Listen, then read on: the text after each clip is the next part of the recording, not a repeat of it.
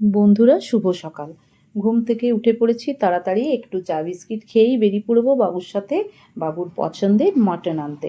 কেননা বাবু খুব তাড়াতাড়ি চলে যাবে, তো ওর পছন্দের খাবার হচ্ছে মাটন। তো চলো, আমি বাবুর সাথেই বেরিয়ে পড়েছি। আমার দোকানে মাটন কেনা হয়ে গেছে, চলে এলাম বাড়ি।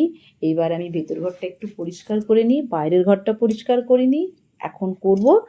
আর আমি ডাইনিংটাও পরিষ্কার করিনি, কারণ এক্ষুনি আমার কাজের মেয়ে ঢুকে যাবে, নইলেও মুছতে পারবে না যদি আমি ভালো করে একটু ঝাড়াঝুড়ি না করে দিই। একদম বাইরের ঘর, ভেতরের ঘর, ডাইনিং সব আমি ঝাড়াঝুড়ি করে দিলাম। আর হ্যাঁ বন্ধুরা, তোমরা সবাই বলো এটা আমার ড্রেসিং টেবিল। না বন্ধুরা, এটা আমার বেসিন। আমার হাজব্যান্ডের খুব পছন্দ এই বেসিনটা, আয়না সেট করা, তার জন্য এটা আমার বেসিন। এই দেখো, ঘরের মধ্যে রেখেছি একটা সুন্দর গাছ, যে গাছগুলো আমরা খুব পছন্দ করি। ডাইনিং টেবিলটা সুন্দর করে আজকে আবার একটা নতুন কভার দিয়েছি। এটা হচ্ছে আমার বাইরের ঘর, যে ঘরটায় বাবু থাকে।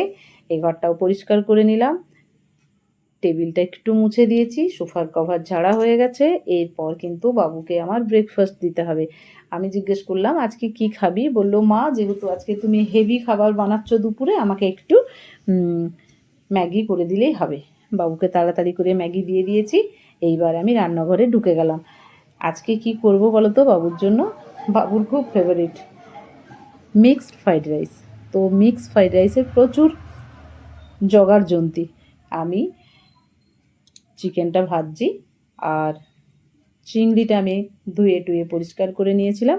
এবারও চিংড়িটাও ভেজে নিচ্ছি। খুব অল্প সময়ের মধ্যেই তোমাদের সাথে আমি ভিডিওটা করছি। এইবারে আমি দিয়ে দিচ্ছি গাজরটা। মিক্সড ফ্রাইড রাইস করতে এগুলো সব ভেজে ভেজেই তুলতে হয়। আর তোমরা সবাই জানো বন্ধুরা, আমি একটু তেল কম দিয়েই ভাজি। এরপর আমি ভেজে নিচ্ছি পনিরটা। তোমাদের যদি আমাদের এই ব্লগটা ভালো লাগে, একটু প্লিজ লাইক কমেন্ট শেয়ার করে দিও। পনিরটা একটু বেশি লাল লাল হয়ে গেল, যেখানটা লাল হয়ে গেছে সেখানটা আমি কেটে বাদ দিয়ে দেবো। তো চলো, পনিরটাও ভাজা হয়ে গেছে। এইবার দুটো ডিম আমি একদম ভেজে নেবো খুব ছোট ছোট করে। একটু গোলমরিচ দিয়েছি আর একটু নুন দিলাম, ভালো করে ফেটিয়ে নিচ্ছি ডিমটা।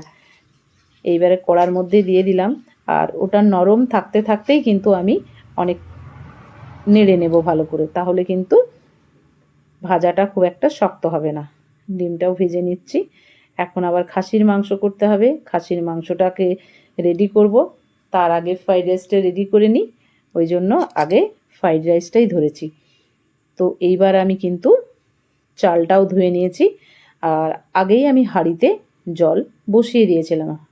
জলটা ফুটছিল, চালগুলো দিয়ে দিলাম। আর বুঝতে পারছো, এই বাসমতি রাইস কিন্তু খুব তাড়াতাড়ি সেদ্ধ হয়ে যায়। ভাতটা আমার হয়ে গেছে। আমি এইবার কড়াতে একটু ঘি দিয়ে দিচ্ছি, আবার আস্তে আস্তে করে কিন্তু ভাতটা আমি দেব। মানে রাইসটা যদি আমি একটু একটু দিই তাহলে ভাজাটা ভালো হয়। এবারে আমি একটু দিয়ে দিচ্ছি ডিমটা, তারপরে দিয়ে দেব চিংড়ি মাছ, তারপরে কিন্তু আমি অ্যাড করছি পনির, তারপরে আমি ক্যাপসিকাম আর গাজর, আর একটু ছিল বিনস, এগুলো আগে ভেজে রেখেছিলাম। এইবারে আমি দিয়ে দিচ্ছি রাইসটা। বেশ ভালো করে কিন্তু এবার আমি নাড়াচড়া করব সুন্দর করে। এমনিতে সাদা তেল কম দিয়েছি, অলরেডি ভাজাতে অনেকটাই তেল গেছে। আর একটু নুন আর চিনি মিক্স করে দিলাম। এইবারে দিয়ে দিলাম চিকেনটা, অনেকক্ষণ নাড়াচাড়া করব।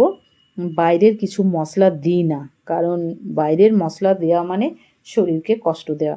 তার জন্য যতটা সম্ভব পেরেছি ঘরোয়া মশলা দিয়েই তৈরি করতে। আমার ফ্রাইড রাইসটা হয়ে গেছে। এইবারে আমি কিন্তু চিকেনটা করে নিই, সরি মটনটা করে নিই। আমি কড়াতে তেল দিয়ে দিয়েছি, আর একটু গোটা জিরে, তেজপাতা, শুকনো লঙ্কা আর একটু গরম মশলা দিয়েছি। এরপর ভালো করে পেঁয়াজটা ভাজবো সিম আঁচে। কিন্তু মাটন করতে গেলে সবসময় পেঁয়াজটা সিম আঁচে ভাজতে হয়, তাহলে টেস্টটা আরও বেশি ভালো হয়। আর একটু পেঁয়াজ, রসুন, আদা, টমেটো আমি মিক্সিতে ঘুরিয়ে নিয়েছিলাম। এইবার সব একসাথে মশলা করে তাতে করে দিয়ে দিয়েছি জিরে, লঙ্কা, হলুদ। ভালো করে একসাথে কষালাম। আলুটা আগেই ভেজে তুলে নিয়েছিলাম, আলুটাও দিয়ে দিয়েছি। এরপর অনেকক্ষণ ধরে কষানোর পরে দেখো পুরো তেল ছেড়ে গেছে। প্রায় 15-20 মিনিট মাংসটা কষালাম, তেল ছেড়ে গেছে। এইবার আমি গরম জল দিয়ে দিয়েছি। আর আমরা একটু কড়াতেই খাসি মাংস খেতে ভালোবাসি, কুকারে খাই না। কুকারের স্বাদটা এত ভালো হয় না। আমার একদম রেডি হয়ে গেছে বাবুর জন্য মিক্সড ফ্রাইড রাইস আর মাটন একদম বাবুকে আমি দিয়ে দিচ্ছি এইবার টেবিলে। আজকে তো তার অফিস নেই, না দেখি ডাক দিই সে কোথায় গেছে। এই তো বসে পড়েছে তার পছন্দের খাবার নিয়ে। বন্ধুরা, তোমাদেরকে সবাইকে বলবো, যদি আমার এই ব্লগটা তোমাদের ভালো লাগে অবশ্যই একটু লাইক কমেন্ট শেয়ার করে দিও। এই দেখো বাবুকে বললাম একটু মিষ্টি খাবি, ও আর মিষ্টি খেতে চাইছে না, ওর ওইটাই খুব পছন্দ হয়ে গেছে। তো চলো বাবুর খাওয়া হোক। তোমাদেরকে অনেক অনেক ভালোবাসা বন্ধুরা, আমার সাথে আছো, পাশে আছো, আমি জানি। সবাইকে অনেক অনেক ভালো